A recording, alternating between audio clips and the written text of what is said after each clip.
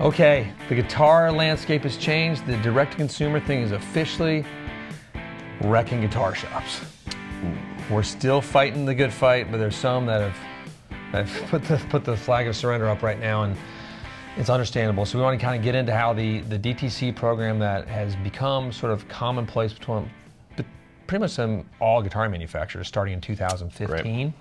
Started the Fender store was the first, and it's led down to everybody taking it. How it is destroying the infrastructure.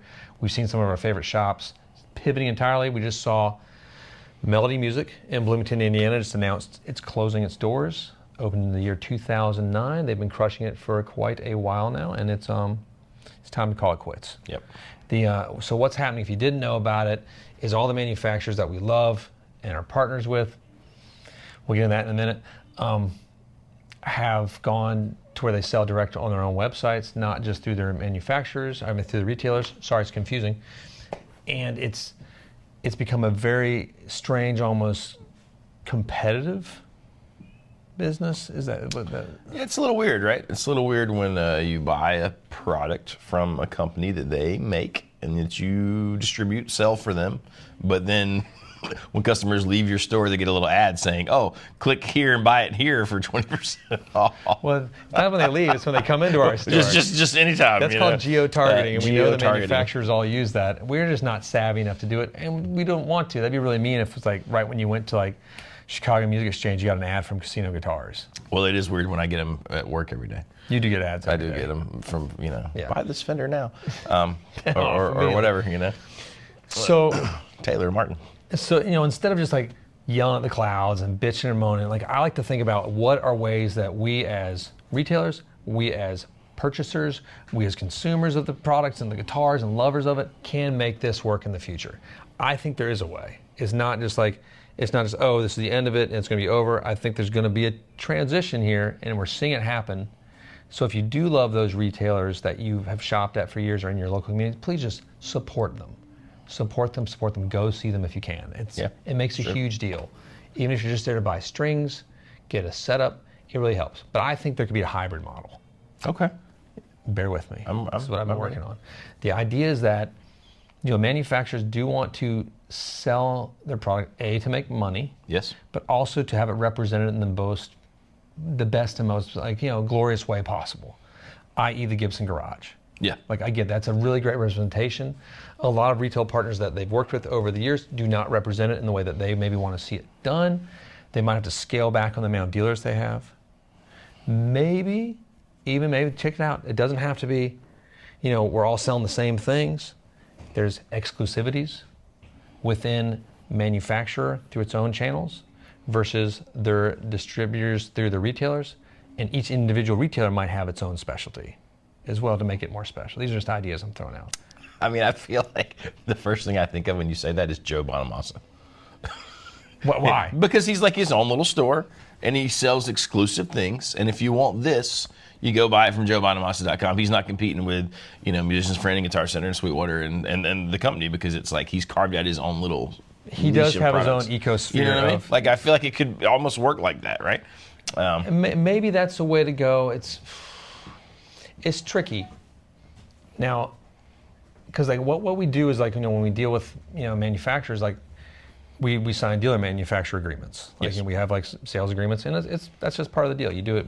Everybody does it. It's been part of the deal, but now that things have changed so dramatically, I almost feel like those are null and void.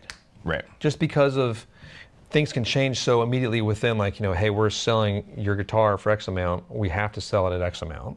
We have to purchase it at Y amount, and you can sell it at X minus this now.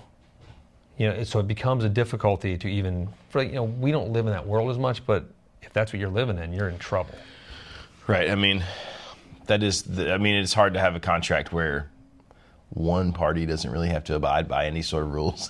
All the rules are on I think that's akin to getting married. Let's say you get married, and that is what marriage is. To be faithful and loyal, and except for somebody else can sleep with anybody else they want to. It's kind of, it becomes a weird. The trust gets lost, and that's been the issue with a lot of. And we talk to guitar shops that are way bigger than we will ever be, ever can even fantasize about being. And they're in the same boat. It's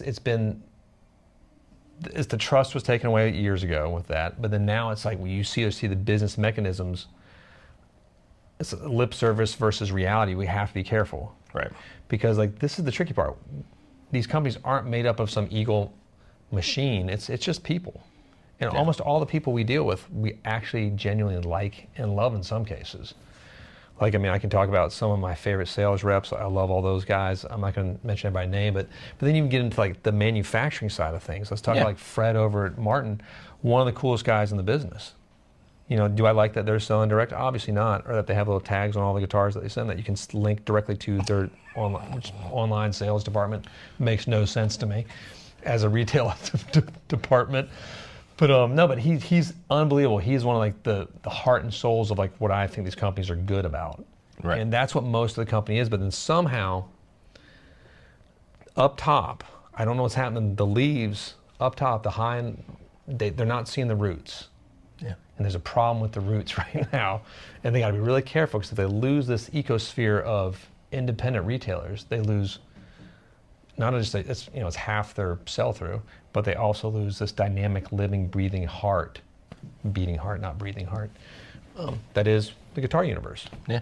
You know, that's like, true. I would be bummed out. Like I love going to guitar stores. I still do everywhere we go. You know, it's like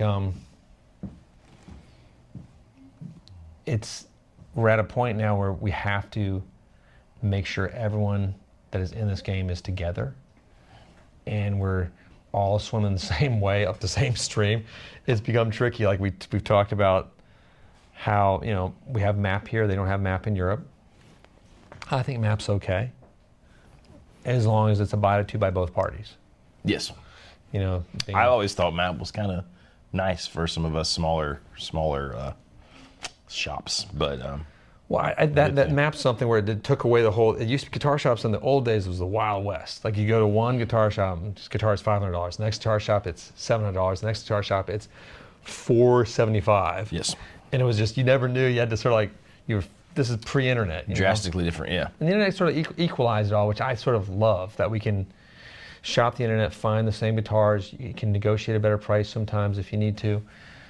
But losing the ability to have very knowledgeable people there, like I hate losing shops like this. I know other manufacturers, other retailers are changing their relationships drastically with the manufacturers right now just because the trust issue's gone and the commitment to the ability to sell through is not there because they have to make X amount of guitars to keep their employees, to keep their VPs, to keep their assistants, everybody. Here's the other part. Here's the hard pill to swallow. Some of these companies might have to shrink. trim the fat. I hate saying that. It's like it's hard because they're big, huge companies, some of them. Right.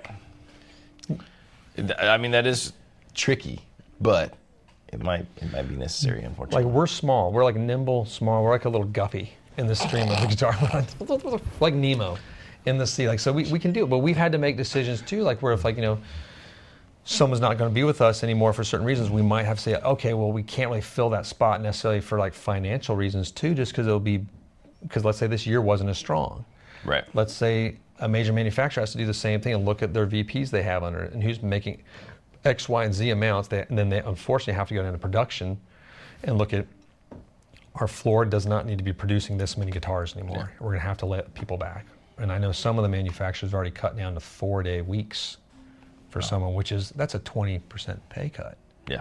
You know, if you're a factory worker, but they have to rescale, then they can realign, and that's a part that has to happen from up top, and they have to be willing to take that. We've taken the hits, and you figure out how to swim, and you swim stronger.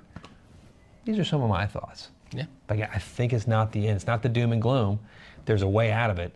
There's a hybrid model that works. Gibson Garage has shown us some of how that can work within that universe. I think Fender Japan's trying to do it over there. Right. We'll see if and that's apparently done really well. We talked to the guy over at NAMM, and he says the sales for all the retailers have increased. I'm going to go over there and find out. Derek and I are trying to plan a trip where we take a boat over there and talk to everybody in Japan. It's going to be awesome. You should take a boat? I want to take a boat because it'd take longer. Yeah, why not? I want to be in a boat with Derek for a month. I'm on a boat.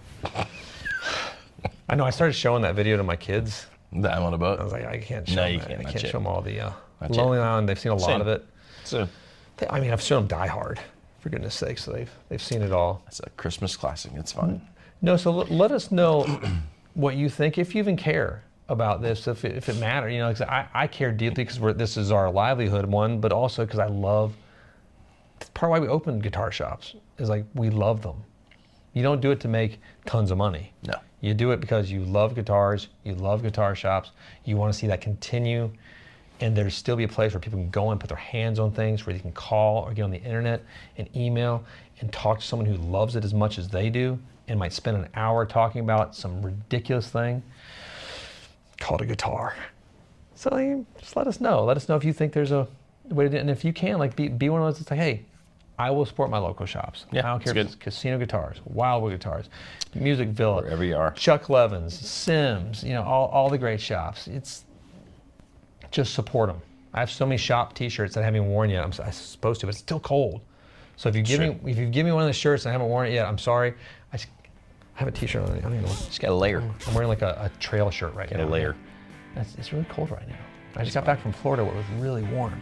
It was. It's like 80 degrees. It was warm here yesterday. Not that warm. It was nice. But It then was like 60, bam. wasn't it? Yep. Back then.